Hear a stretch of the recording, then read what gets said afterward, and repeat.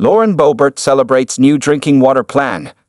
U.S. Representative Lauren Boebert, a Republican from Colorado, lauded the more than 24 legislative initiatives that she strived to include in the Department of the Interior appropriations bill appearing before the House of Representatives.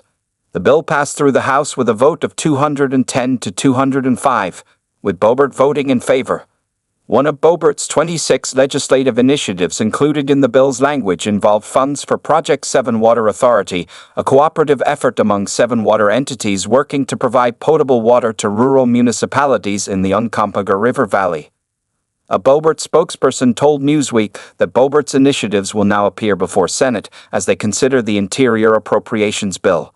The spokesperson added that Boebert's office expects the initiatives to be signed into law before the end of the year. The $1 million in funds will go toward an important water supply project that will ensure emergency drinking water access for 3 counties, Montrose, Delta, and Ouray counties, a press release from Boebert's office published on Thursday said. Some major victories this week for Colorado and the 3rd Congressional District were included in the Interior Appropriations Bill that passed the House of Representatives. Boebert said in a statement, "I worked with local stakeholders to secure millions of dollars for important water and infrastructure projects in rural communities. We also passed important provisions to block Biden land grabs like the proposed 400,000-acre Dolores Canyon National Monument, which would be a disaster for the West Slope. Many of our important local water and infrastructure projects won't happen without the federal resources included in this bill, and I will continue to work hard to get these priorities over the finish line."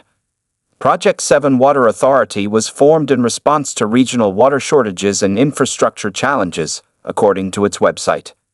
Boebert's efforts also allocated $303,196 for the town of DeBeck for a water treatment plant improvement project to provide a secondary water source, $750,000 for the town of Sanford for a water facilities improvement project, and several other water-related initiatives. Boebert's legislation comes as many communities across several states face increasing water challenges due to environmental factors, such as a years-long drought that has greatly depleted water levels in the Colorado River and its 2 largest reservoirs, Lake Mead and Lake Powell. States within the Colorado River watershed have bickered for years over water rights, with some states implementing water restrictions because of the depleting levels. Meanwhile, states across the country are facing an entirely different challenge when it comes to safe drinking water. In April, the Environmental Protection Agency, EPA, introduced legally enforceable limits for some per- and polyfluoroalkyl substances, or PFAS, compounds, prompting municipalities around the nation to take a closer look at their water treatment systems.